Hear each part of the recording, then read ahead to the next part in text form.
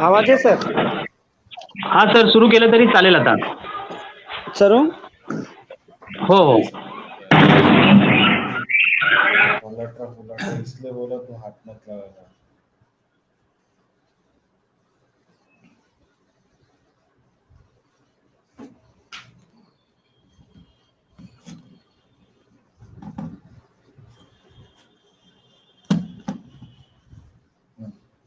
ठीक है. हाँ. ठीक है.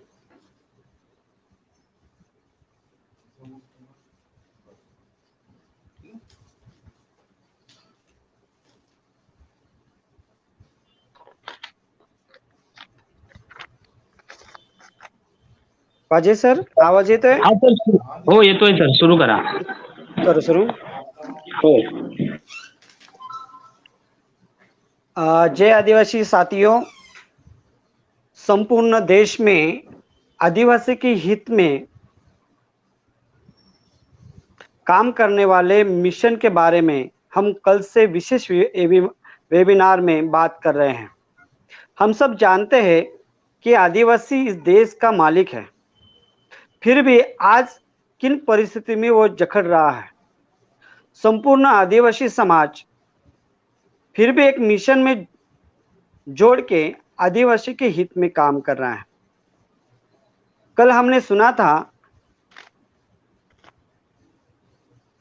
धरती आबा भगवान बिरसा मुंडा जो अपने क्रांति की मशाल लेके पूरे देश में उन्होंने क्रांति की, उनके क्रांति के, उनके काम के और उन्होंने जो अपना उद्देश्य स्पष्ट किया, उसी से जो बिरसावाद था वो बिरसावाद पे हम बात किया था. आज हम फिर से पूरे देश में और देश के बाहर भी आदिवासी के हित में काम करने वाले सतीश दादा पेंदाम जी, जो अब हम विशेष विषय को लेके आ रहे हैं. विषय है देश में आदिवासियों को बचाने के मिशन, यानी कि बिरसा ब्रिगेड. और ये बिरसा ब्रिगेड का मिशन जो है वो पूरे देश में आदिवासी को बचाने का कैसे काम कर रहा है, इसके बारे में हमारे सबके मार्गदर्शक सतीश दादाजी पेंदाम हम सबसे बात कर रहे हैं. मैं दादा को विनंती करता हूं कि आप अपना बहुमूल्य मार्गदर्शन शुरू करें. धन्यवाद साथियों. मेरी आवाज आ रही है आप तक? वाजिद सर, आवाज आ रही है? हाँ सर, आ रही है. हाँ, बोलिए दादा. धन्यवाद साथियों. आज जिस विषय को लेकर हम लोग बात करने वाले हैं, वो विषय का दूसरा पहलू ये है कि भारत के आदिवासियों को बचाने के लिए बिरसावाद ये पर्याय कैसे है और वो किस तरह से इस दिशा में उपयोगी है, हम उसको किस एंगल से देख सकते हैं, ये विषय, मूल विषय आज का ये है. मैं आप तमाम लोगों का इस वेबिनार में जितने कैडर्स है, जितने कार्यकर्ता लोग हैं और जितने भी सुनने वाले हैं, मैं आप लोगों का बहुत बहुत आभार मानता हूँ कि आप लोग समय से समय निकालकर इस विषय पर आप चर्चा कर रहे हैं. हम सब लोग मिलकर चर्चा कर रहे हैं. साथियों, बिरसावाद की प्रासंगिकता, उसकी उपयोगिता को समझने के लिए आपको देश की स्थिति को समझना पड़ेगा और देश की स्थिति को किस तरह हम अच्छे से समझ सकते हैं, ये आपके लिए एक छोटा उदाहरण के रूप में मैं आपके सामने ये सब चीजें रखने जा रहा हूं. मेरे को अपेक्षा है कि आप इस चीज को समझेंगे, इस पर ध्यान केंद्रित करेंगे, क्योंकि ये जो विषय है ये बड़ा गंभीर विषय है। आज हम भारत को एक आधुनिक भारत के रूप में जानते हैं और उस ऐसा समझते भी है कि भारत ये विकासशील देश है। यहाँ विश्व स्तर की तमाम सुविधाएं और विश्व स्तर पर भारत को जो एक अलग पहचान मिलने की जो बात की जा रही है, ये एक अलग डिस्कशन है।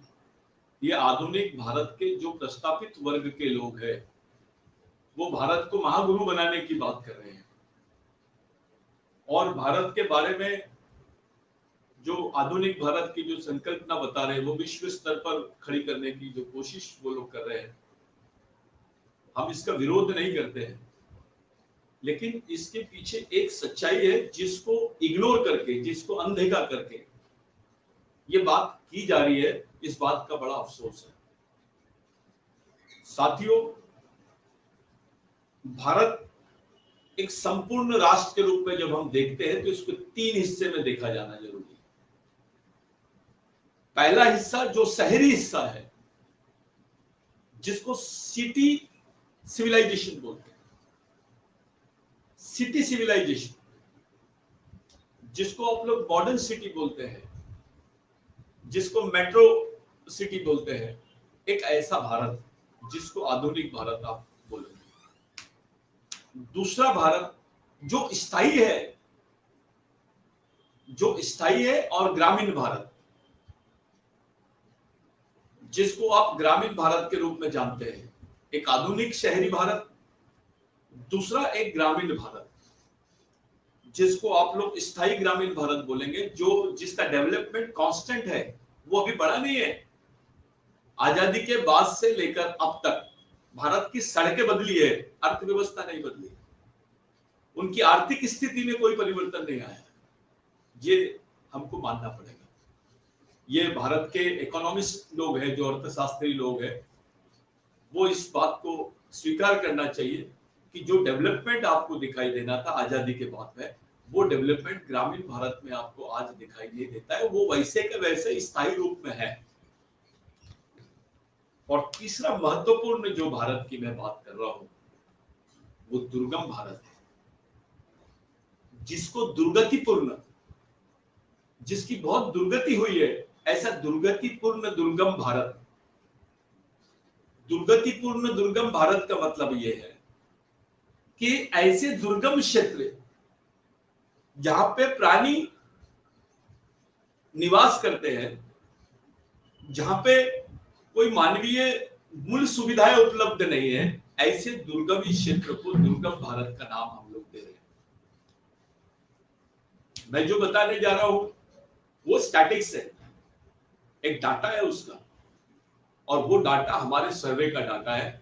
इसके लिए हमने किसी से पूछने की जरूरत नहीं है, भारत के किसी अर्थशास्त्री से पूछने की जरूरत नहीं है।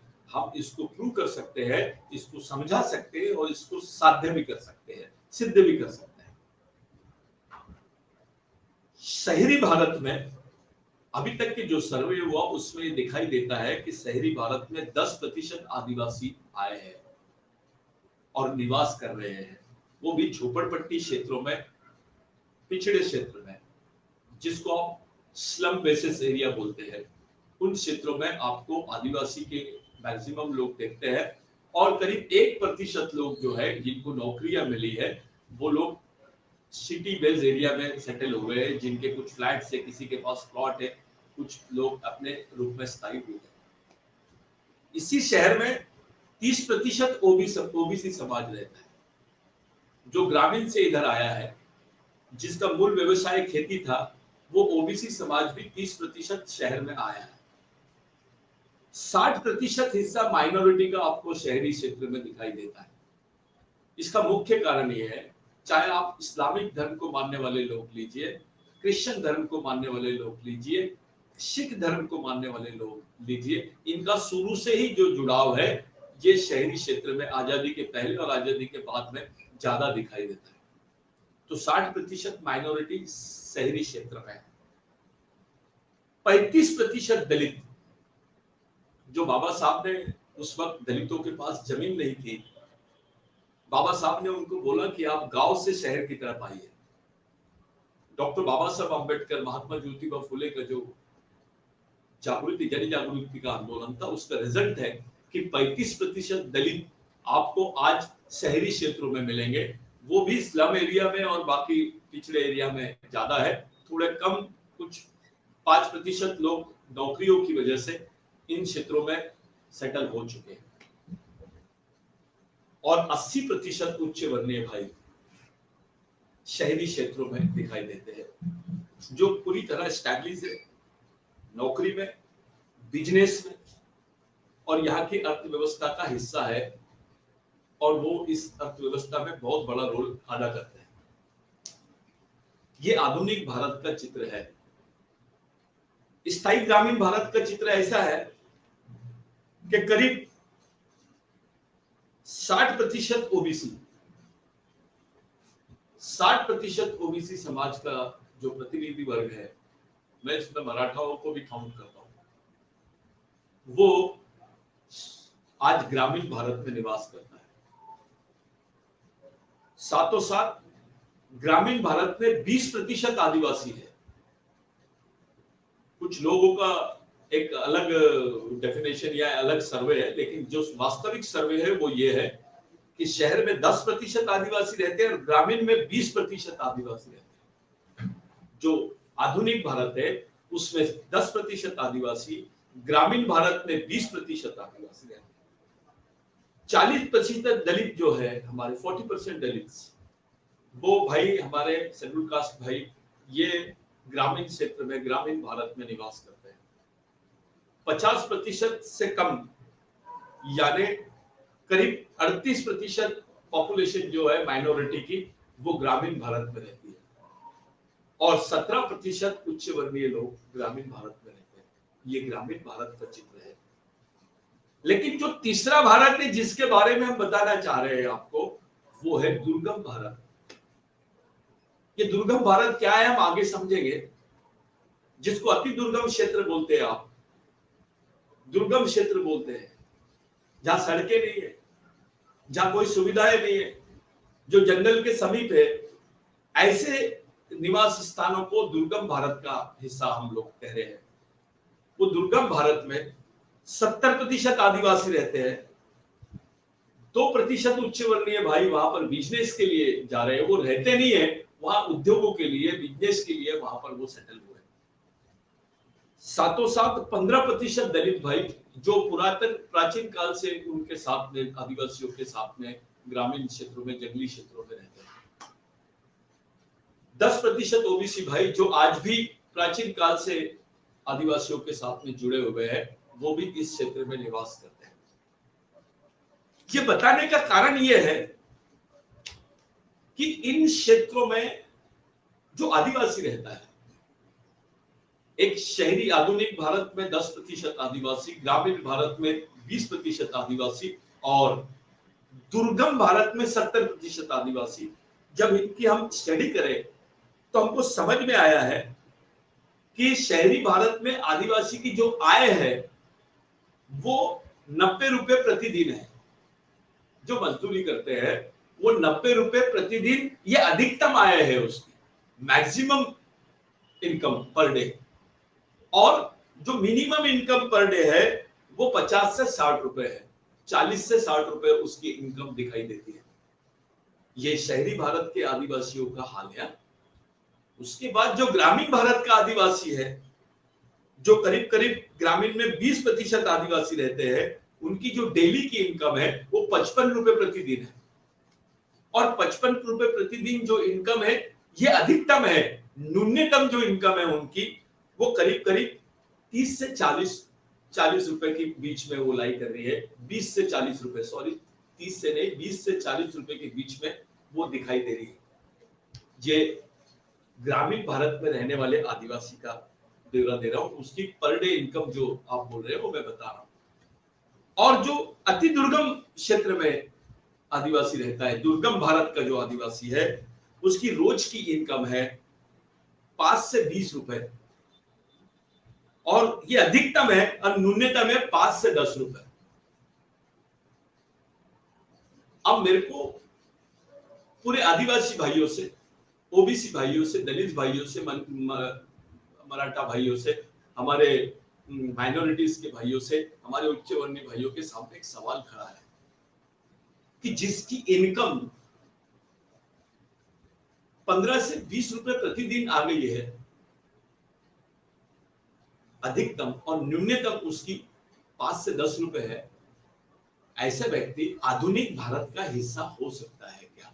जिसको आजाद भारत बोल रहे हैं आप, जिसको विकासशील भारत बोल रहे हैं, इस आधुनिक भारत का वो हिस्सा हो सकता है क्या? वो इस इनकम के साथ में इस व्यवस्था में जिंदा रह सकता है क्या? ये मेरा आप लोगों से सवाल। ग्रामीण भारत का आदिवासी भी आधुनिक भारत में जिंदा रह सकता है क्या? 40 रुपए रोज कमाने के बाद वो जिंदा रह सकता है क्या? 40 रुपए रोज यानी 1200 रुपए प्रति माह। वो 1200 रुपए प्रति माह कमाने के बाद में शहर में खड़ा रह सकता है? जो मेट्रोपॉलिटन सिटीज है उसमें वो जीवन जग सकता है क्या? जीवन जी सकता है क्या? इन संभावनाओं पे पहले बात की जाए। ये वास्तविक चित्र है, इसलिए मैंने 3 खांचे में, 3 वर्गों में बांट डाला, 3 सेक्शन कर दिए, इसके विभाग बना दिए। एक आधुनिक भारत, दूसरा ग्रामीण भारत और तीसरा दुर्गम भारत। और जो ग्रामीण भारत और दुर्गम भारत का आदिवासी है उसके जिंदा रहने की संभावनाओं की तलाश करना, ये आज बहुत जरूरी है। कोई अर्थशास्त्री, कोई विचारवान इस बात पर खुल के बोलने के लिए तैयार नहीं है। मैं हमेशा स्पीचेस में बोलता हूं कि पर्यायी मानव के रूप में ही जीवन उसको वहां पर खड़ा है। ए सब्स्टिट्यूट ह्यूमन,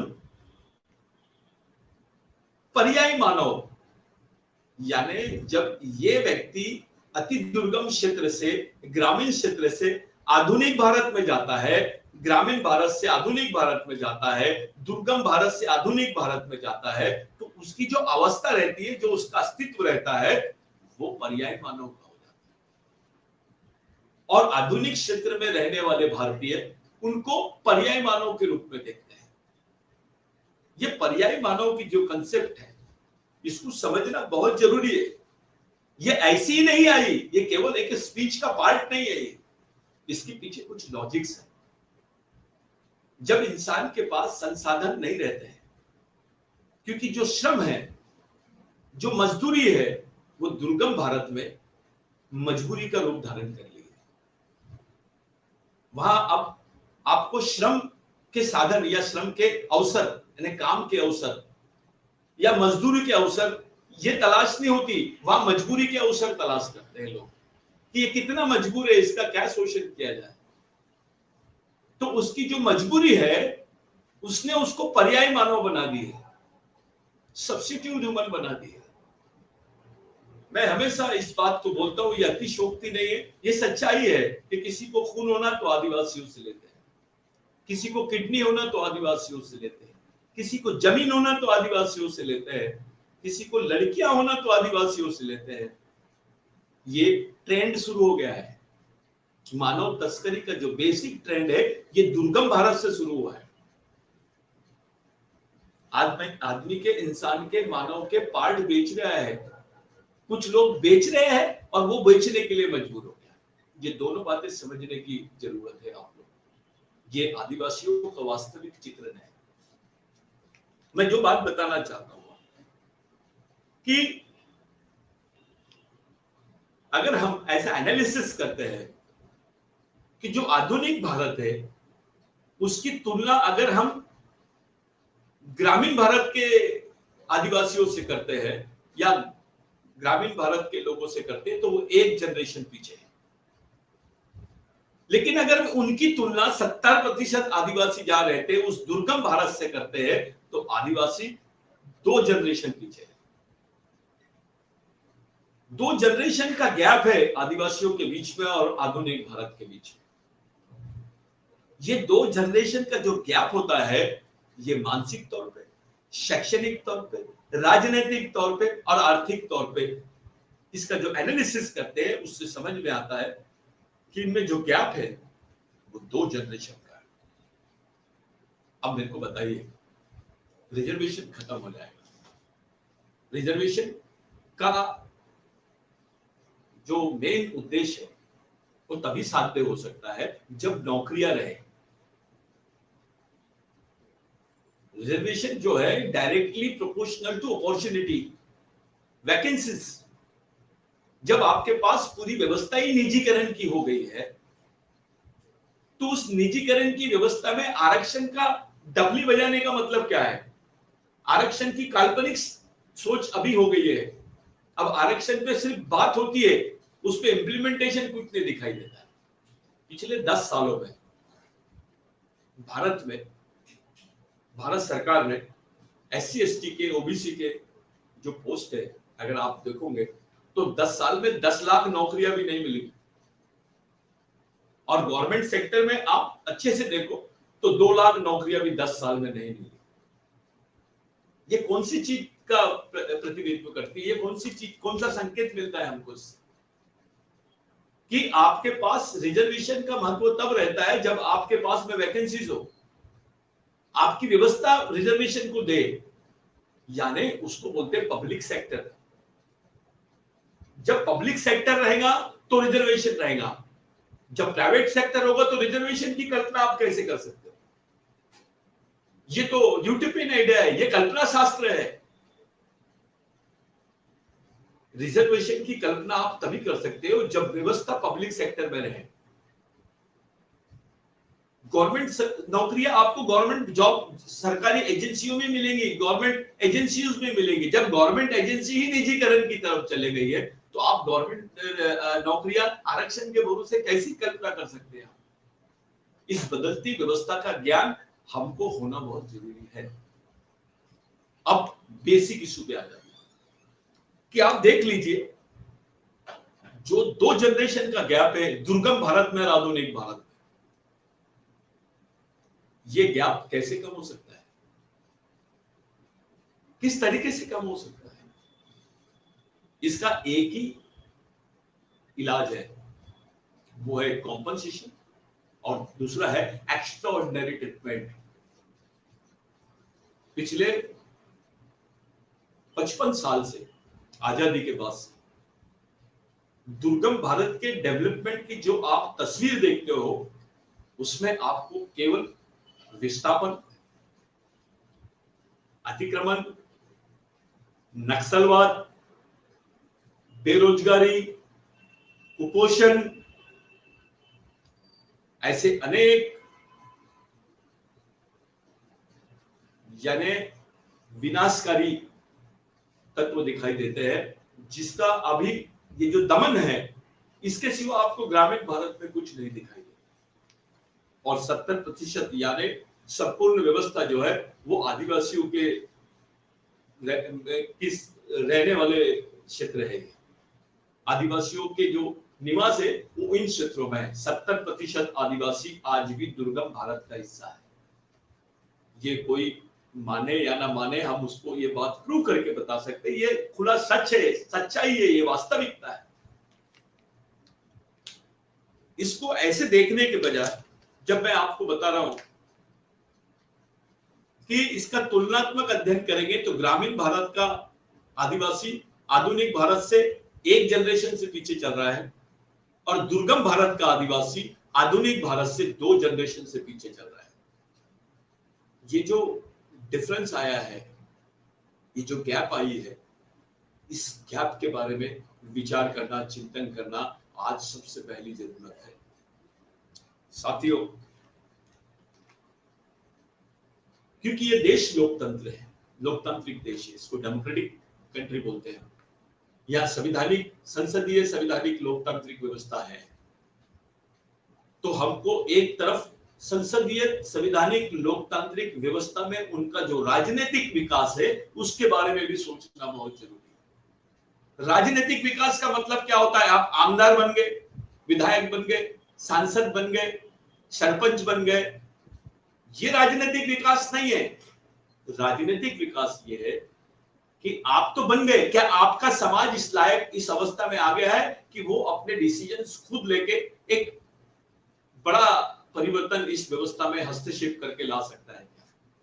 जब इस पहलू को हम लोग देखते हैं तो हमको समझ में आता है कि जो राजनीतिक विकास है आधुनिक भारत का, ग्रामीण भारत से दुर्गम भारत का आदिवासी 50% से पिछड़ा हुआ है, और आधुनिक भारत के लोगों से दुर्गम भारत का जो आदिवासी है वो 70% से पिछड़ा हुआ है।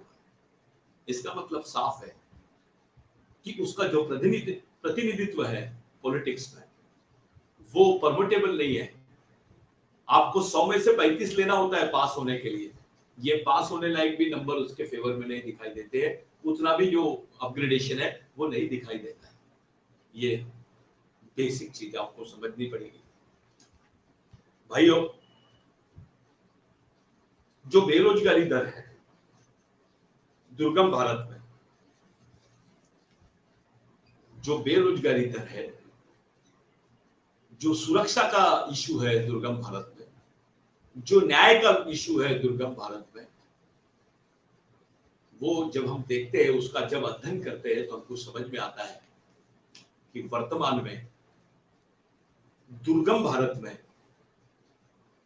आदिवासी युवा पीढ़ी के बीच में लोकतांत्रिक संसदीय संवैधानिक जागृति पैदा करना ये एक बहुत बड़ी चुनौती है, क्योंकि उनका जो विश्वास है इस व्यवस्था पे बढ़ने के बजाय व्यवस्था पे कम दिखाई दे रहा है।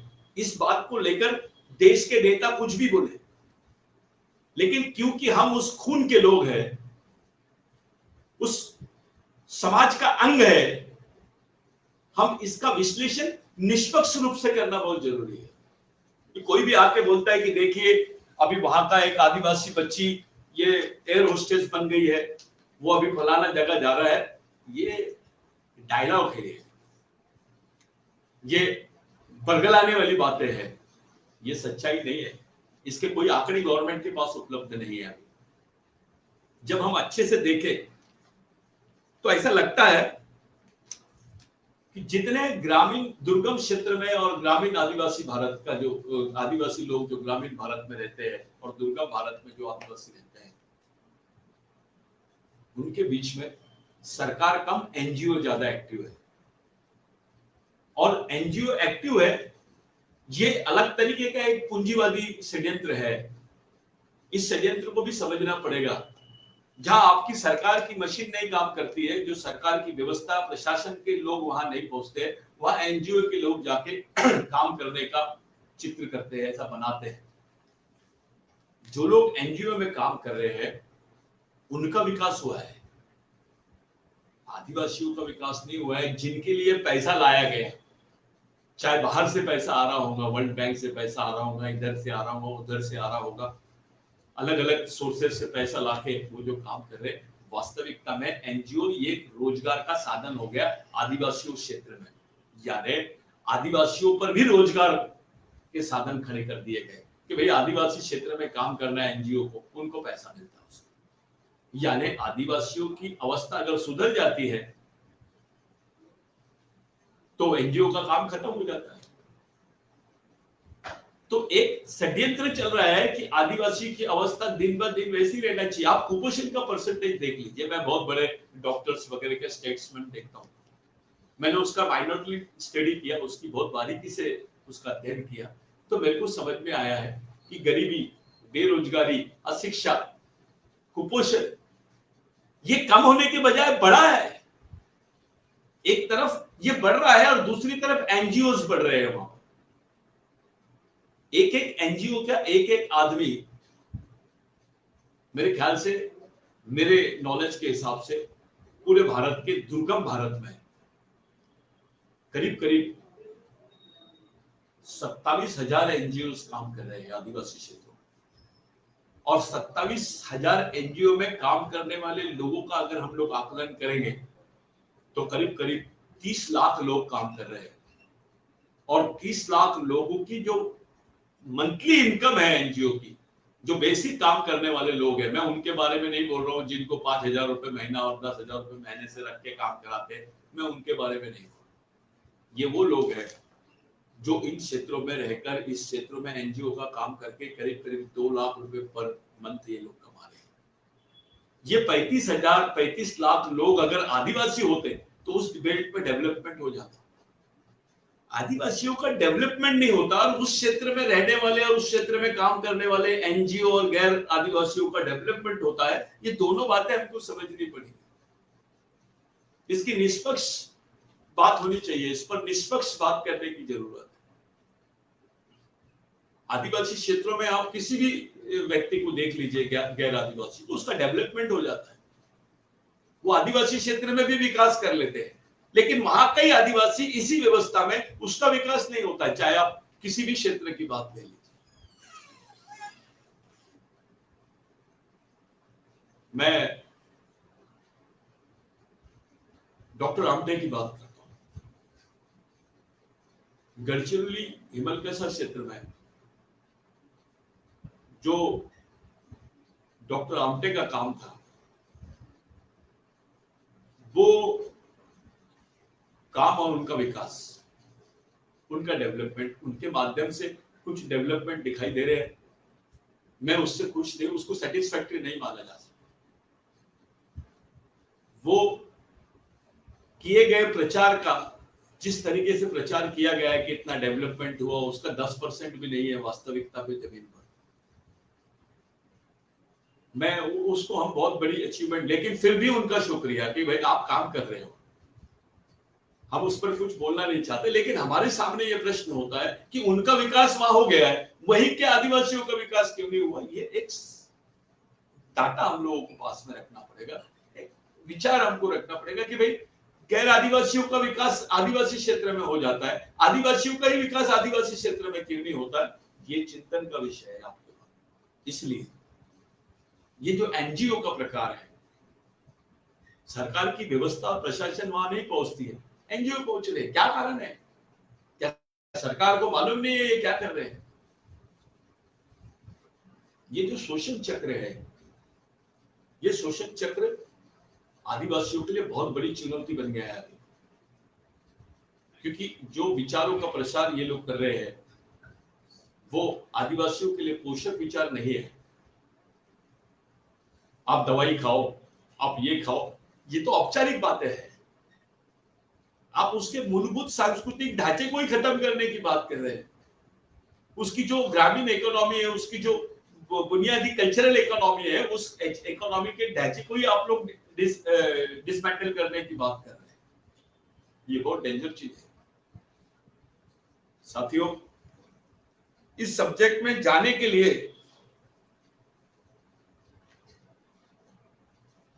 बहुत सारी चीजों को हमको देखना पड़ेगा। मेरा और बाकी लोगों का भी सर्वे है, कि गवर्नमेंट की भी रिपोर्ट्स है कि दुर्गम भारत में 60% अर्धसैनिक बल है, तैनात है आज। 60% पैरामिलिट्री फोर्सेस और 40% पुलिस। यानी दुर्गम भारत में जो सुरक्षा की गारंटी देने वाली एजेंसी है पुलिस, उनके अधिकारों की सुरक्षा की गारंटी, उनको संरक्षण देने की गारंटी वाली जो एजेंसी है, उसका परसेंटेज 40% है, जहां 100% होना चाहिए। वो वहां मिलिट्री लगा दी गई है। अब उसके कारण नक्सलवाद है, ये है, ये एक पहलू है। लेकिन बुनियादी इससे जो परिवर्तन उनके माइंड पे जो इम्पैक्ट पड़ रहा है दुर्गम भारत के आदिवासियों के दिमाग में और वहां पे रहने वाले दलितों के दिमाग में, ओबीसी के दिमाग में जो इम्पैक्ट पड़ रहा है, उसका भी अध्ययन बहुत जरूरी है। ये सेंसिटिव पार्ट है। तो वहां मिलिट्री में आप कोई कंप्लेंट करने के लिए नहीं जाएगा। 60% छावनियां है वहां पर सीआरपीएफ की। ऐसा लगता है वो युद्ध का क्षेत्र बन गया है। और 40% पुलिस। अगर ये अनपढ़, गरीब, पिछड़े आदिवासियों को सुरक्षा मांगने के लिए भी जाना है तो पुलिस के नाम से डरते हैं मिलिट्री के फोर्सेस के नाम से डरते हैं, नक्सलियों से भी डरते हैं। मैं दुर्गम भारत की बात जब रख रहा हूं तो इस पहलू को आप इग्नोर नहीं कर सकते, इसको अनदेखा नहीं कर सकते। 60% पैरामिलिट्री फोर्सेस वहां पे पहुंचना, उसकी आवश्यकता, उससे होने वाले सामाजिक प्रभाव, वहां के लोगों के दिमाग में जो मनोवैज्ञानिक प्रभाव आता है, उसके बारे में भी सोचा जाना बहुत जरूरी है। साथियों, वहां के लोगों में पुलिस के प्रति उम्मीद जो है, उनके जो रोज का जो संवाद है पुलिस से, वो टूट गया है। वहां के आदिवासियों ने संवाद करना बंद कर दिया पुलिस से, और पुलिस अगर नहीं है तो मिलिट्री है, मिलिट्री से तो कोई बात ही नहीं हो सकती, वो कोई एफआईआर लिखते नहीं है। ये भी एक कंडीशन है वहां की। दुर्गम भारत की बात कर रहा हूं मैं, जहां 70% आदिवासी रहते हैं। मैं ग्रामीण भारत में कुछ व्यवस्था दिखती है, लेकिन जब दुर्गम भारत में आप लोग जाते हैं तब वहां की जो वास्तविकता है वो ये है जो मैं आपको बता रहा हूं। आप एक बात का आप लोग अध्ययन कीजिए, इसी दुर्गम भारत में जो आदिवासियों पे केसेस लगाई जाती है, वो केसेस कौन सी होती है? फॉरेस्ट वाली, उसको अतिक्रमणकारी बोलते हैं। फॉरेस्ट वाले उसको अरेस्ट कर लेते, कभी वहां खेती करता है, कभी वहां पे कुछ चुनने के लिए जाता है, कुछ गोंद चुनने के लिए जाता है, महुआ चुनने के लिए जाता है, कभी शेर खा जाता है, कभी उसको दूसरी प्रॉब्लम्स खड़े हो जाती है, कभी पुलिस और मिलिट्री का अटैक हो जाता है। जब उस पे जो कलमें लगाई जाती है वहां पर आदिवासियों के ऊपर, वो कलमों पर जो बेल है, मिनिमम बेल जिसको जमानत बोलते हैं आप, वो भी वो लोअर कोर्ट नहीं देता है, वो हाई कोर्ट से मिलती है।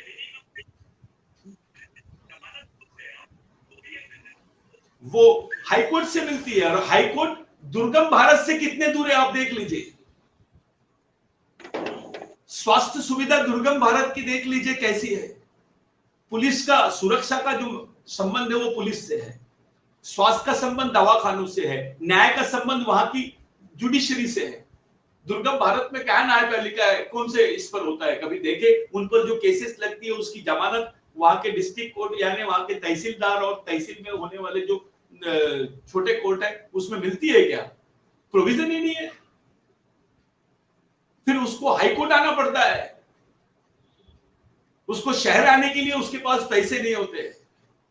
जिसकी डेली की इनकम 15 से 20 रुपए है, वो आदमी शहर में जाकर न्याय मांग सकता है क्या? वो स्वास्थ्य की सुविधाओं से शहर में जाके इलाज करा सकता है क्या? अभी कोरोना के ऑक्सीजन सिलेंडर्स और ये जो रेमडेसिविर इंजेक्शंस की बात कर रहे हैं, आदिवासी क्या औकात है वो प्राइवेट हॉस्पिटल में लेकर बात कर सकता है? 40-40 हजार रुपए के इंजेक्शंस मिल रहे हैं, क्या मिला उसके हिस्से में, क्या आया? अगर वैसा देखे जाए तो दुर्गम भारत तो पूरी मौत की सैया पे सोया हुआ है, क्योंकि गवर्नमेंट की हालत नहीं लग रही है कुछ, उनके बारे में तो विचार ही नहीं हो सकता है। अगर उनकी वास्तविक स्थिति पे हम लोगों ने ध्यान दिए तो बहुत डेंजर में है, वो असुरक्षित है। यानी 30% लाभ होता है उनको न्याय व्यवस्था का, 30% लाभ होता है उनको स्वास्थ्य सुविधाओं का, और 30% लाभ होता है उनको पुलिस सुविधा। 70% लाभ उनको नहीं मिलता है, कर ही नहीं पाते, उसका उपयोग ही नहीं कर पाते। किसी आदमी को लोकतंत्र के साथ में जोड़ने की 3 बहुत बुनियादी चीजें, एक पुलिस, न्याय व्यवस्था, स्वास्थ्य प्रशासन और शिक्षण व्यवस्था, जो एडमिनिस्ट्रेशन है। एजुकेशन का आप हाल देख लीजिए, ये जो आधुनिक भारत और ग्रामीण भारत की तुलना में दुर्गम भारत का जो एजुकेशन स्तर है, उसमें 2 जनरेशन का गैप है, 2 जनरेशन का। यहां इंटरनेट पहुंच गया है, ग्रामीण भारत में कंप्यूटर पहुंच गया है, वहां टाइपिंग मशीन नहीं पहुंची है। ये जो 2 जनरेशन का गैप है, इस पर कोई बात नहीं कर रहे हैं हम लोग। हमारे जो संगठन चल रहे हैं, हमारे बीच में जो चर्चाएं होती है, हमारे जो संगठन या आंदोलन चलते हैं, इन पूरी व्यापक बातों को लेकर नहीं चलते हैं। हमको कोई पार्टी के लोग बताते हैं, कोई दूसरे संगठन के लोग बताते हैं, वो एक प्रोग्राम दे देते हैं, हम उस पर काम कर रहे हैं। हम अपना अस्तित्व खोज कर खुद के लिए खुद का आंदोलन खड़ा करने की बात नहीं करते। इतना ध्येय हम लोग नहीं खड़ा पा रहे, इतनी डेयरिंग हम लोग जुटा नहीं पा रहे। ये एक बहुत बड़ा चिंताजनक विषय है। साथियों, मैं ये बातें जो आप लोगों के सामने रखा हूं, पुलिस का संबंध है और नियम, यानी जुडिशरी और पुलिस, कानून और नियम, ये दोनों चीजें अगर 30% काम कर रही है जिस जमीन पर, वहां पे लोकतंत्र के क्या हाल रहेंगे मेरे को बताइए। लोकतंत्र के प्रति उनका विश्वास खड़ा होगा या कम होगा? आपको न्याय मिलेगा, आपका विश्वास अटल होगा। आपको सुरक्षा मिलेगी, आपका विश्वास अटल होगा। वहां पे अलग अलग टाइप की केसेस सुनने में आती है। साहब मैं पुलिस स्टेशन में नहीं जाता। क्यों नहीं जाता भाई? तो वो वहां पर हमारे साथ कुछ भी हो सकता है। ये दहशत डाली गई है। मैं जाऊंगा साहब, कुछ भी कर लेंगे। अरे पुलिस का जो सोशल चेहरा है, जो सामाजिक चेहरा है, वो खत्म हो गया है। वहां वो विश्वसनीयता जो रहती है एक आम नागरिक में और पुलिस में, वो विश्वसनीयता वहां नहीं दिखाई दे रही है। और ये लोकतंत्र के प्रति उनकी जो उदासीनता है, ये खतरनाक है। इसलिए दुर्गम भारत में संवैधानिक लोकतांत्रिक व्यवस्था के प्रति जागरूकता करना, उनमें काम करना, ये बहुत बड़ी चुनौती है और ये करने की जरूरत है। क्योंकि व्यवस्था पे उनका विश्वास हो, कोई रास्ता उनकी जिंदगी में मिले, ये एक पहलू है। मैं इससे दूसरा पहलू आपको बता देना चाहूंगा। मैंने आपको बताया कि जो फॉरेस्ट की केसेस है, जो जमीन की केसेस है, जो पुलिस एट्रोसिटीज है, जो वो लोग आंदोलन करते हैं, कभी कोई फैक्ट्री लगती है, वहां पर कोई कारखाने लग जाते हैं, उसके खिलाफ में जो आंदोलन करते हैं, वो तो डिस्ट्रैक्ट हो जाते हैं, वो गैर सरकारी आंदोलन हो जाते हैं, वो गैर राष्ट्रीय आंदोलन हो जाते हैं। उसको उस तरीके से देखने का एंगल ही नहीं जमता, क्योंकि जो साठगांठ होती है उसको एक न्यूट्रल तरीके से, निष्पक्ष तरीके से उनके आंदोलनों को देखने की भी जरूरत है। हो सकता है उसका एक पार्ट, उसका कोई फायदा उठाता होगा, ये दूसरा पहलू है, लेकिन उसका एक बेसिक जुनाइन लोकतांत्रिक हिस्सा भी है, जो उनका मूलभूत अधिकार है कि उनके क्षेत्रों में अतिक्रमण, उनको विस्थापित करने वाले एजेंसीज के खिलाफ में वो आंदोलन करते हैं। ये सुरक्षा गवर्नमेंट ने उनको मिलनी चाहिए। ये एक रिश्ता जो गवर्नमेंट का और आम पब्लिक का है, उसमें बहुत सारी कमियां दिखाई देती है। ये हमारे लिए अध्ययन का विषय है। इन परिस्थितियों को, इन वास्तविकता को दरकिनार करके इनको बिगर सोचे आप आदिवासियों को बचाने की कल्पना करोगे, वो गलत बात है। वो हमेशा गलत एनालिसिस हो जाएगा, वो ईमानदारी नहीं होगी, वो बेईमानी होगी। साथियों, कुछ गवर्नमेंट की भी पॉलिसीज ऐसी होती है कि सुरक्षा के नाम पर, राष्ट्रीय सुरक्षा के नाम पर, डैम के लिए, माइंस के लिए, कोई गवर्नमेंट स्कीम के लिए जब विस्थापन होता है तो वो लोग उसका आंदोलन करते हैं। आप पूरे आंदोलनों की भारत में, चाहे नर्मदा का आंदोलन हो या माइनिंग के खिलाफ के आदिवासी आंदोलन हो या बाकी इधर सुरजागढ़ का आंदोलन हो या बाकी जगह के जो आंदोलन हो, ऐसे जब आंदोलन आप देखते हो, ये आंदोलन में आपको क्या दिखाई देता है? इसमें विस्थापन होने वाले आदिवासियों के हिस्से में क्या है? जब ये आप देखते हो तो आपको उसको अफसोस होता है कि गवर्नमेंट की योजनाएं रहने के बावजूद उसके विस्थापन का फल उसको नहीं मिलता, ना ही उसको नौकरी मिलती है, ना ही उसको कॉम्पनसेशन मिलता है। केवल 20% लोगों के, 30% लोगों को वो सुविधाएं मिल जाती है, बाकी 70% लोग आज भी महरूम हो जाते हैं, वो डर के बारे कुछ नहीं होता। ये एक बहुत बड़ी बात आपके सामने मैं, आप सोचना चाहिए इस दृष्टिकोण से मैं बोल रहा हूं। क्योंकि जब हम अपने बारे में बात करते हैं तो कुछ लोग हमको इस एंगल से देखते हैं कि ये गवर्नमेंट के खिलाफ में बात कर रहे हैं। भाई, हम अपने समाज के पक्ष में बात कर रहे हैं, उसकी सच्चाई बताने की कोशिश कर रहे हैं, हमारे ही समाज के लोगों को, यहाँ के देश के नागरिकों को जिनको संवेदना है, जिनको मानवीय संवेदना है, जिनको भारत के संविधान से प्यार है, जिनको इस देश के लोकतंत्र के प्रति जिनमें ईमानदारी है, उन लोगों के सामने हम लोग ये प्रश्न रख रहे हैं। अब थोड़ा मैं इसका एक सांस्कृतिक पहलू आपके सामने रख देता हूं। मैं आदिवासी बचाओ और उसको बिरसावाद के माध्यम से किस तरह संभव है, इस डिस्कशन की तरफ हम लोग जा रहे हैं, लेकिन इसकी पार्श्वभूमि आपके सामने रखना मैं बहुत जरूरी समझ रहा था, और इसलिए आपको एक एक पार्ट इसका मैं दिखा रहा हूं। इसका एक पार्ट है, वेदों में दास और दस्यु नाम की आपने संकल्पना सुनी होगी, जो आर्य व्यवस्था के साथ में रहे, उनके गुलाम बन गए, उनके अधीन रह गए, उन पे अवलंबित हो गए, उनको दास बोला गया। और जिन्होंने इस व्यवस्था के खिलाफ में संघर्ष करके अपनी एक अलग व्यवस्था खड़ी कर दी और अलग हट गए, उस व्यवस्था को स्वीकार नहीं किया, वो दस्यु हो गए। कुछ ओबीसी भाई, मैं एक एनालिसिस आपको बताना चाहता हूं। जो ग्रामीण भारत है, ये ग्रामीण भारत है क्या? ये दास रूपी शूद्र भारत है।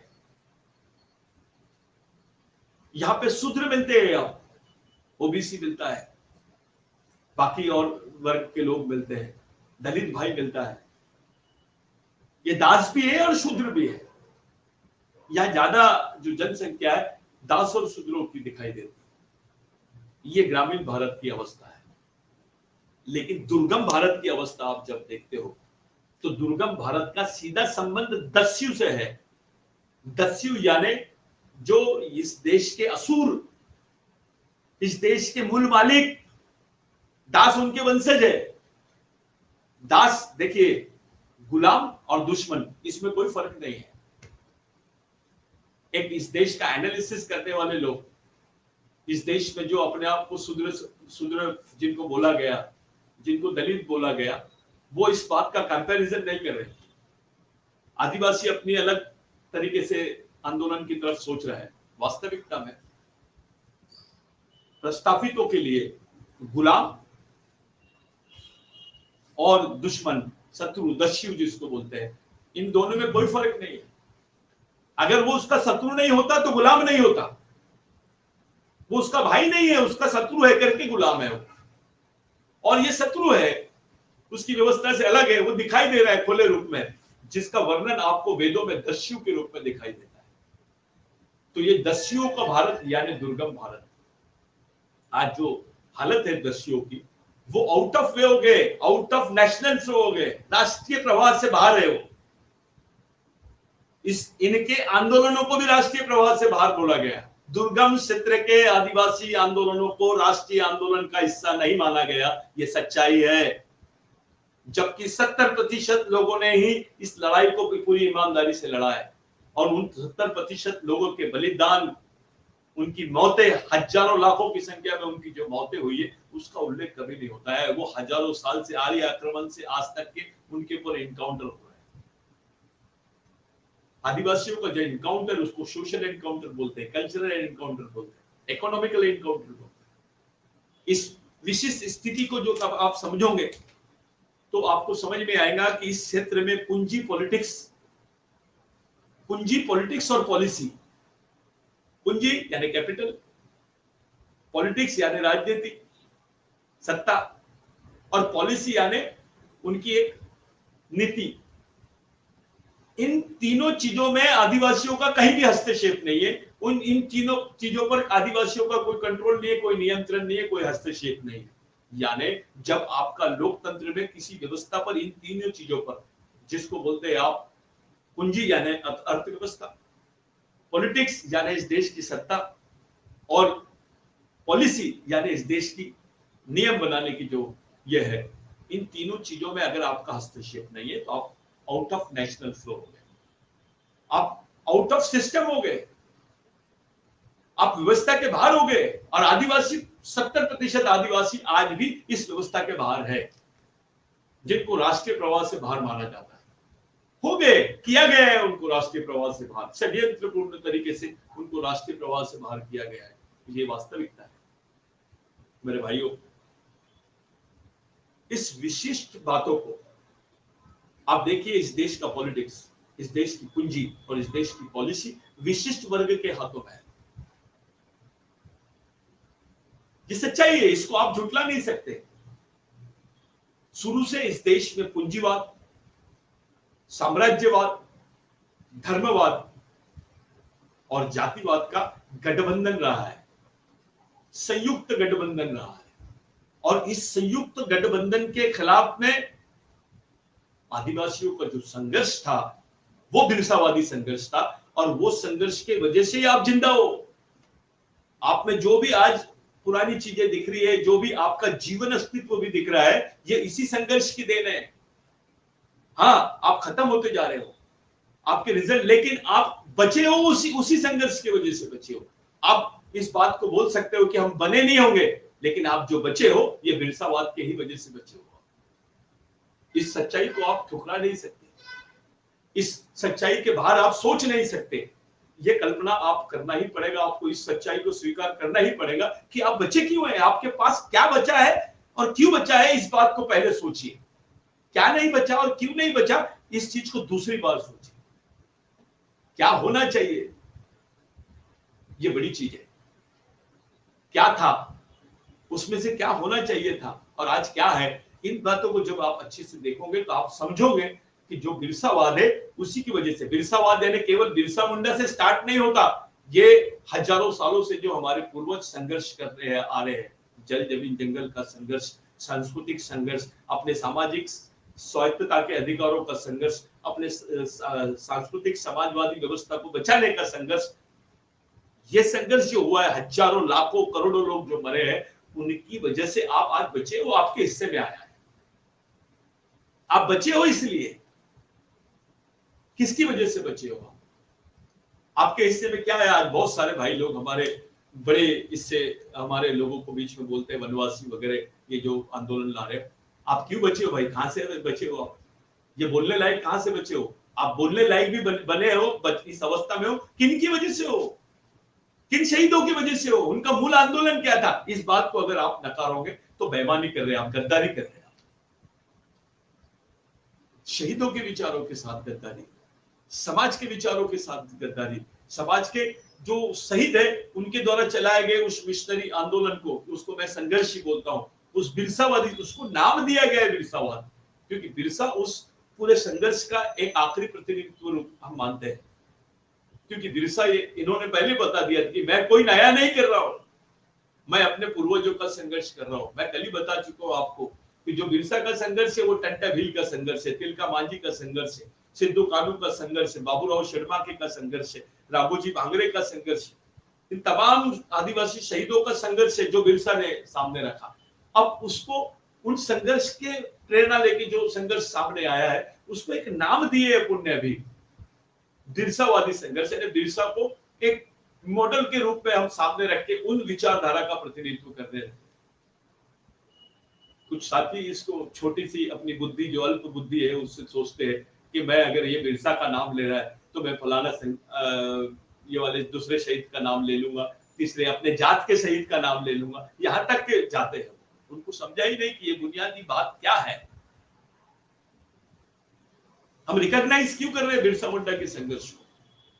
इस देश में आदिवासी की जमीन गैर आदिवासी नहीं खरीद सकता है, गैर आदिवासी तो क्या सरकार भी नहीं खरीद सकती है। ये आंदोलन बिरसा का आंदोलन था, और उन्होंने वहां स्वीकार किया कि ये पूर्वजों का आंदोलन था। इतनी बड़ी आइडेंटिटी, अरे आपका नाम होना अलग चीज है, आपकी जमीन जो आपको भगवान भी नहीं दे सकता था, इन्होंने दी है, शहीदों ने दी है। आप बचे किस वजह से हो, आपके पास क्या था, नौकरी थी, पहले व्यवस्था थी, आजाद भारत के पहले क्या था आपके पास में, कोई सरकारी नौकरियां थी, आपकी जिंदा रहने का मेन सोर्स क्या था, जमीन थी, जंगल था और जल था। ये जल जमीन जंगल को सुरक्षित रखने का मतलब ही समाज के लोगों को सुरक्षित रखने का आंदोलन रहा है। आज भी दुर्गम भारत में जल जमीन जंगल के आंदोलन का बहुत महत्व है। ग्रामीण भारत में भी जल जमीन जंगल के आंदोलन का महत्व है। ये बात अलग है कि आधुनिक भारत के जो आदिवासी जिनके हाथों में थोड़ी नौकरियां लग गई है, वो लोग आज जल जमीन जंगल की भाषा को भूल गए हैं। ये बेईमानी है। आपके वंशज कहां के हैं? आज भी आपके भाई लड़ रहे हैं। मेरा दावा है कि 2% आदिवासी जो शहरी क्षेत्र में नौकरियों के भरोसे या थोड़ी पूंजी के भरोसे रह रहे हैं, उनके जितने रिश्तेदार है पूरे ग्रामीण में और दुर्गम भारत में रह रहे हैं। आपके वंश के लोग वहां बैठे हैं, आपके खून के लोग बैठे हैं, उनके साथ ईमानदारी होनी चाहिए। मैं देखता हूं कि आरक्षण के आंदोलन को एक अलग हवा मिलती है, फर्जी आदिवासियों के आंदोलन के खिलाफ में एक अलग हवा मिलती है, लेकिन समाज के बुनियादी आंदोलन के बारे में कोई बात नहीं होती। ग्रामीण क्षेत्र के बच्चों के बारे में कोई बात नहीं होती, उनके एजुकेशन के बारे में बात नहीं होती, उनके डीबीटी के बारे में कभी कोई सरकारी कर्मचारियों ने आंदोलन नहीं किया। भाई सरकारी कर्मचारी ने केवल रिजर्वेशन और प्रमोशन के आंदोलन की जवाबदारी ली है क्या? वो होना भी चाहिए, लेकिन उसकी सामाजिक जवाबदारी भी तो है। आप जिस पोस्ट पे बैठे हो, ये आप उस समाज का प्रतिनिधित्व करने के लिए बैठे हो। It's a social representation which you got from reservation. Reservation is the source through which you can represent in this system for your society. ये जो सोशल रिप्रेजेंटेशन है, जो सामाजिक प्रतिनिधित्व है, इसको समझना बहुत जरूरी है। आप अधिकारी बने हो केवल नौकरी के लिए नहीं, उस नौकरी में बैठकर उस समाज का भी प्रतिनिधित्व आपको करना है। ये फीलिंग्स आपको क्यों नहीं आ रही है? मेरी नौकरी, मेरा घर, ये सब चीजों को हम पकड़ के बैठे हैं। हम बुनियादी आंदोलन के बारे में सोच रहे ही नहीं। हम छोटे मोटे आंदोलन के बारे में सोच लेते हैं कि भैया बोगस आदिवासी का प्रमोशन के इश्यू पे हम बात करेंगे। होनी भी चाहिए, क्यों नहीं होना चाहिए, लेकिन वो बाकी जो इसका मूल आंदोलन है, जो इसका मिशनरी बेस है, इसका जो ग्राउंड लेवल का आंदोलन है, आधार स्तंभ जो है, वो आंदोलन की जवाबदारी आप क्यों नहीं ले रहे? उसमें आप इंटरेस्ट क्यों नहीं ले रहे हो? आप किसी भी पार्टी से जुड़ जाते हो, किसी का भी शिकार हो जाते हैं। हमारा फायदा हमारे दुश्मन बहुत हंसते हंसते उठा रहे। हमको आपस में बोलने की जरूरत ही नहीं, हम लड़ते ही रहते हैं। कभी संगठन के नाम पे, कभी जाति के नाम पे, कभी धर्म के नाम पर, कभी क्षेत्र के नाम पर, कभी पार्टी के नाम पर। वो जो सोशल मैच्योरिटी है, जो सामाजिक परिपक्वता है, जो सामाजिक संवेदनशीलता है, वो हमारे में खत्म होती जा रही है। ये समाज के लिए सबसे खतरनाक बात है। और इन्हीं चीज को पुनर्निर्माण करने के लिए आपके पास बिरसावाद ही एकमेव पर्याय है, जो सामाजिकता के आधार पे खड़ा होता है, जो सांस्कृतिक समाज की स्थापना, पुनर्स्थापना के आधार पे खड़ा होता है, वो है बिरसावाद। साथियों, बिरसा मुंडा ने एक टर्म यूज किया था। टर्म ऐसा था कि अस्तित्वहीन समाज हमेशा विलुप्त होता है। जिस समाज की सामाजिक समस्या नहीं होती है, उसकी कोई समस्या नहीं होती, और जिस समाज की सामाजिक समस्या होती है, उसकी समस्या ही समस्या होती है। यह बिरसा मुंडा का एनालिसिस है। देखो कितना गंभीर है। बिरसा मुंडा ने एक बहुत प्रॉपर वर्ड यूज किए अपने लिए कि अस्तित्वहीन समाज का विलुप्त होना निश्चित होता है। विलुप्त का मतलब पूरी तरह खत्म हो जाना, नेस्त नाबूद होना, नामशेष होना। हमारा सामाजिक अस्तित्व सबसे बड़ी चुनौती है हमारे सामने आज। और सामाजिक अस्तित्व ये सांस्कृतिक व्यवस्था के आधार पे ही खड़ा होता है, कोई धर्म वर्म के आधार पे खड़ा नहीं होता। ये कल्पना शास्त्र की बातें नहीं होनी चाहिए। हमारी संस्कृति, यहाँ धर्म पैदा नहीं हुए थे, भगवान पैदा नहीं हुए थे, तब से आदिवासी रहते, तब से आदिवासी संस्कृति है। उसका अस्तित्व हमने समझना चाहिए, उसकी गंभीरता को हमने समझना चाहिए, उसकी वास्तविकता को समझे बगैर हम कहीं कुछ भी डायलॉग कर देना, ये बेईमानी है समाज के साथ। इसको अच्छे शब्दों में सोशो इकोनॉमिक डिस्ट्रक्शन बोलते हैं।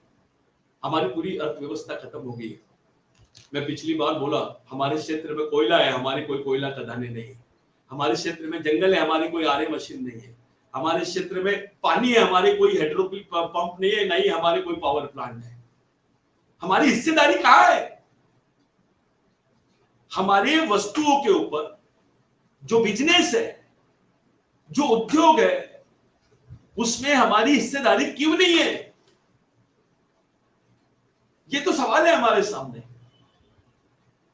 कोयले से होने वाले बिजनेस, चाहे प्राइवेट हो या सरकारी हो, उसमें आदिवासियों की हिस्सेदारी क्यों नहीं होनी चाहिए भाई? वो तो मालिक है उस क्षेत्र का, उस क्षेत्र से निकलने वाले जितने खनिज है उसका वो उसका क्रेडिट है, वो उसका क्लेमेंट है, वो हकदार है उसका शेयर क्या है उसमें? अरे आप कोयला आपकी जमीन पे उगता है और जो कोयले का बिजनेस है उसमें से आप खत्म हो गए, आपका कोई अर्थव्यवस्था में कोई लेना देना ही नहीं है। जो जंगल है, जंगल से निकलने वाली वनस्पति है, उससे मिलने वाला लकड़ी है, उससे मिलने वाली बहुत सारी चीजें हैं, उससे होने वाला जो व्यापार है, उसमें आदिवासी कहाँ है मेरे को बताइए। आपके वस्तुओं पर भी आपको व्यापारीकरण में हिस्सा नहीं लेने दिया गया, यानी आपको जिस तरीके से इकोनॉमिक आइसोलेशन किया गया आपका, इसको आर्थिक आइसोलेशन बोलते हैं, आपको दूर रखा गया जिस तरीके से, वो सोचने की बात है। छोटी छोटी योजनाओं पे बात करना और व्यापक रूप से समाज के ऊपर बात करना, इसमें जमीन आसमान का फर्क है। बिरसावाद का जो बुनियादी संघर्ष है, ये बिरसावाद की जो मूल विचारधारा है साथियों, ये सांस्कृतिक समाज की पुनर्स्थापना पर आधारित है, ये सांस्कृतिक अस्मिता की पुनर्स्थापना पर आधारित है, ये हमारे सामाजिक अस्तित्व के ऊपर पुनर्स्थापना, उसकी पुनर्स्थापना पर आधारित है। हमारे को जिंदा रखने के लिए जो विचारधारा जरूरी है, उस विचारधारा का नाम बिरसावाद है। वो डॉक्ट्रिन है, वो एक ट्रीटमेंट है, उसको बोलते हैं आइडियोलॉजिकल ट्रीटमेंट, वैचारिक ट्रीटमेंट। इस चीज को समझने की जरूरत है। जब हम इन चीजों को व्यापक रूप से देखते हैं, तब हमारे सामने एक चित्र दिखाई देता है। मेरे भाई, आपकी इकोनॉमिक स्टेटस को देख लीजिए, आपके एजुकेशनल स्टेटस को देख लीजिए, आपके बेरोजगारी के औसत को देख लीजिए। कहां हो आप? कहां है आदिवासी? वही हाल दलितों के है, वही हाल ओबीसी के होने वाले हैं, कुछ मराठा भाइयों के भी वही हाल होने वाले हैं। ये वेटिंग लिस्ट में है, आदिवासी मर रहा है, ये वेटिंग लिस्ट में। माइनॉरिटी के भी कौन से अच्छे हाल है। लेकिन जो हंसिए पे, जिनके सर पर तलवार लटकी है, वो पहले नंबर पे आदिवासी। आदिवासी समाप्त होगा अगर वो अपने मूल सिद्धांत को छोड़ दिया तो समाप्त हो जाएंगे हम। हमारी जनरेशन भी रहेगी क्या, इसकी भी कोई गारंटी नहीं है। आपको कोई पहचानेगा नहीं, आपकी जनरेशन, आने वाली जनरेशन आदिवासी नहीं होगी, वो आपके मूल विचारधारा से दूर हो जाएगा। कुछ लोगों को बड़ा आपत्ति है हम आदिवासी नहीं है, वो बोलते हैं हम फलाना है, हम फलाना है। वो अभी भी बचपने की जो विचित्रिक मानसिकता से वो बाहर नहीं आ रहे। वो थोड़ा भी लॉजिक और व्यापकता और परिपक्व तरीके से नहीं सोच रहे कि हमको क्या बोलना चाहिए, क्या करना चाहिए। आप आपके जनजातीय अस्तित्व को जिंदा रखो, लेकिन आप हो कौन, आपकी पहचान क्या है, व्यापक तौर पे आपकी क्या पहचान है, इस बारे में भी तो चर्चा होनी चाहिए। बिरसावाद ही एक ऐसी विचारधारा है जो आपको जाति के बंधन से बाहर समाज के दायरे में लाकर, संस्कृति के दायरे में लाकर आप में सामाजिकता के बीज बोती है, आप में समाज के प्रति वो दर्द निर्माण करती है। वो विचारधारा है, क्योंकि ये शहीदों की विचारधारा है। अरे आपके लिए आपका बेटा जान नहीं दे सकता है, आपके लिए बेटा मर नहीं सकता है, सगा भाई नहीं मर सकता है, ये लोग आपके लिए जान दिए। किन पे विश्वास करोगे आप? क्या रिलेशन था आपका उनके साथ? मैं 3-4 स्टेटमेंट्स आपको बताता हूं। जब राघोजी भांगरे के सामने फांसी का ये आया, तो राघोजी भांगरे ने जाते जाते अपने लोगों को, जिस क्षेत्र में वो रहते थे, उस क्षेत्र की जमीन और उस क्षेत्र के बच्चों को चूमते हुए गए। वो एक छोटे बच्चों की पप्पी लेना, उनको प्यार करते करते मौत की सूली तक पहुंचना, उस जमीन को चूमना, माथे पे लगाना और वहां के बच्चों को चूमते हुए, भगवान जैसा उनको चूमते हुए जाना और फांसी के तख्ते पे लटक जाना, ये कौन सी विचारधारा है भाई? ये क्या बताती है? महानायक टंटाभिल के सामने जब फांसी का प्रस्ताव था, तो उन्होंने आखिरी वक्त में बोला, मेरे को मेरे समाज के भगवानों को देखने दो। उसने समाज के लोगों को, उन्होंने समाज के लोगों को भगवान से भी ऊपर समझा, जिसको देखकर मौत आ जाए तो भी अफसोस नहीं। ये कौन सा रिलेशन है, ये कौन सी सोच है? ये है बिरसावाद। ये दीवानगी है उनमें कि समाज को देखकर फांसी पे तख्ते पे खड़े हो जाना, हंसते हंसते। ऐसे लोगों ने समाज को जिंदा रखा है। क्या रिलेशन था आपका? मैं मरने के पहले मेरे समाज के लोगों को देखना चाहता हूं, मेरे मालिकों को देखना चाहता हूं, मेरे भगवानों को देखना चाहता हूं। कौन बोलता है यार मेरे परिवार को मिलना चाहता हूं? बिरसा मुंडा अपनी मां से नहीं मिला। मेरी मां जैसी और भी मेरी बहुत मां है। मैं मरने के पहले एक ही बात मेरे लोगों को बताना चाहता हूं कि मेरा खून का कतरा कतरा इस पूरी कौम के लिए, समाज के लिए, अपने अशिक्षित, शोषित, पीड़ित, दुखी लोगों के लिए मैं समर्पित करता हूं। अपने आदिवासी समाज के लिए, देश के लिए समर्पित करता हूं। ऐसी भावना बिरसा मुंडा की थी। हंसते हंसते मेरा कतरा कतरा, मेरे को जितने भी बार जन्म मिलेगा मैं कुर्बान हो जाऊंगा समाज के लिए। ये फीलिंग्स कहां से आती है?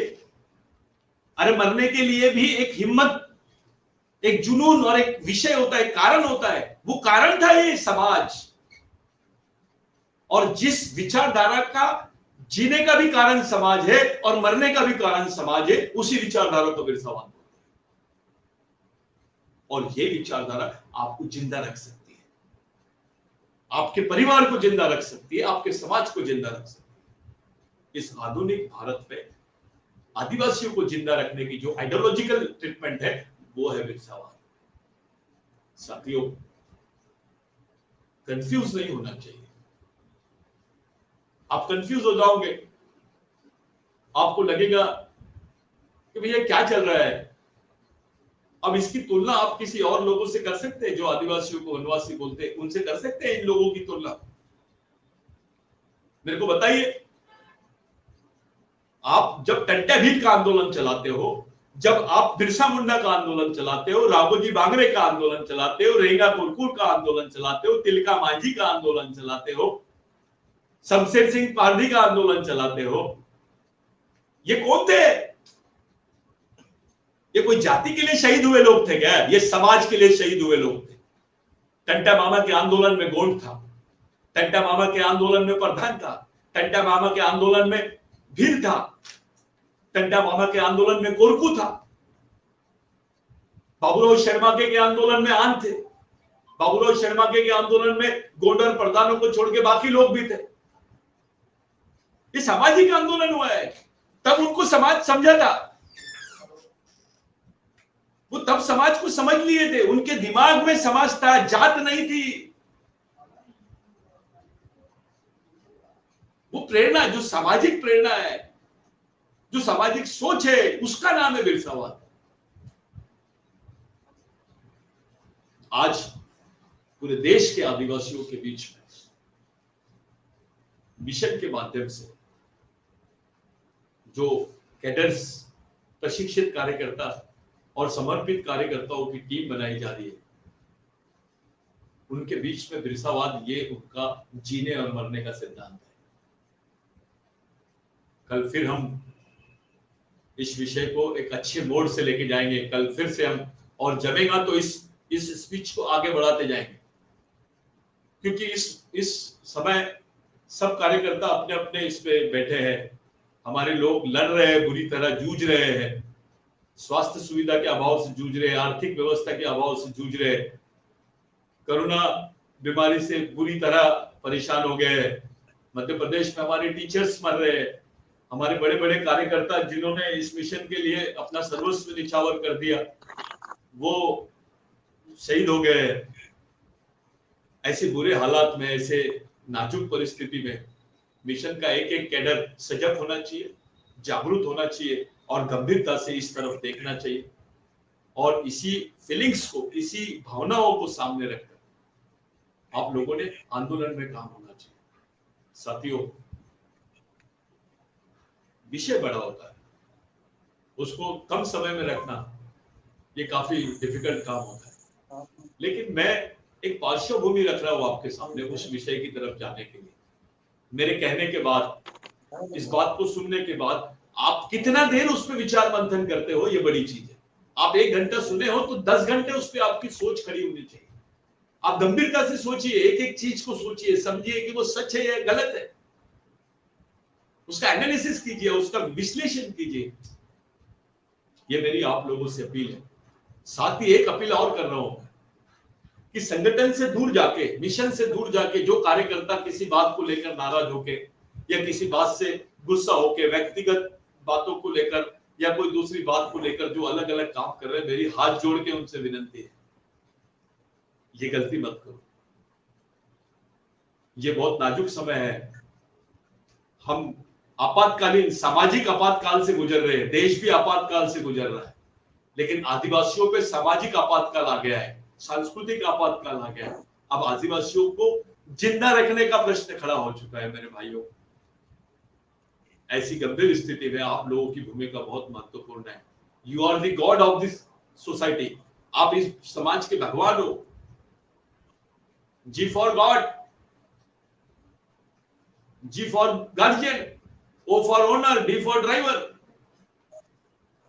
पालक, मालक और चालक हो आप इस समाज के।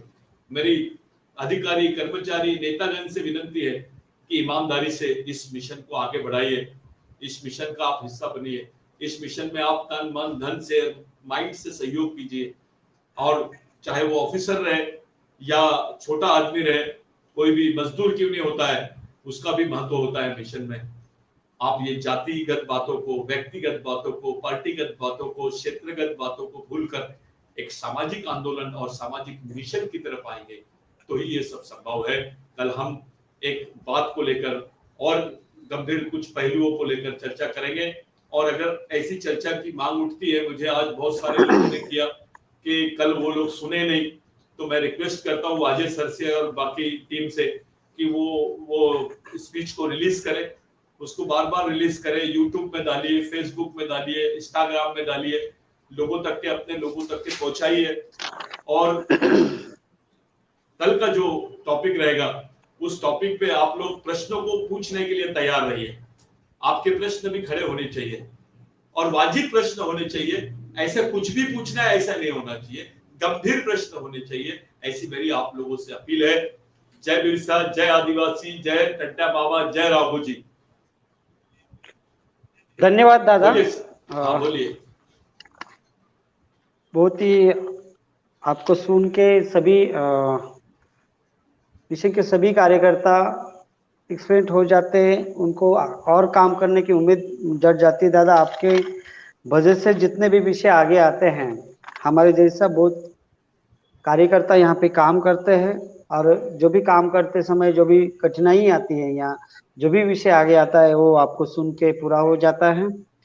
तो मैं पूरे तमाम आदिवासी भाइयों की तरफ से आपका बहुत बहुत धन्यवाद मानता हूँ, क्योंकि आप नहीं, ये धन्यवाद वाली बात को बंद करो। काय का धन्यवाद, ये फर्ज है सबका।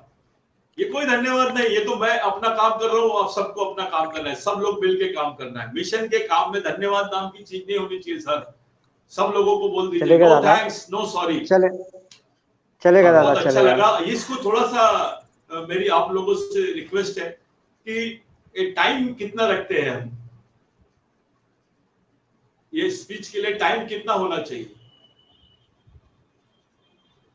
वैसे तो दादा 45 मिनट चलता है ये। अच्छा हाँ, लेकिन आगे भी जाके एक सवा घंटा तो चल सकता है, ऐसा नहीं। लेकिन वो आधा घंटा इधर इधर कर सकते हैं। मेरी आप लोगों से विनती है कि जो जो टॉपिक चुन के रखिए आप, हम रोज भी अगर बोलने के लिए आप बोलोगे तो मैं रोज बोलने के लिए तैयार हूँ। सिर्फ आप टॉपिक चुनिए जिससे अपने कार्यकर्ताओं तक के ये बात पहुंचे, उनमें कुछ जानकारी आए, बाकी सब चीजों को समझने में आसानी हो। कल सवालों के साथ सब लोगों को थोड़ा सा बोलिए कि ये स्पीच होने के बाद कुछ सवाल भी खड़े हो जो हमसे छूट गया होगा, कुछ चीजें हमने बोली नहीं होंगी, कुछ पहलू हमसे छूट गए होंगे, उस पर हमारा ध्यान आप लोग आकर्षित करेंगे, ऐसी मैं विनती करता हूँ। जय बिरसा। जय बिरसा सर, जय बिरसा।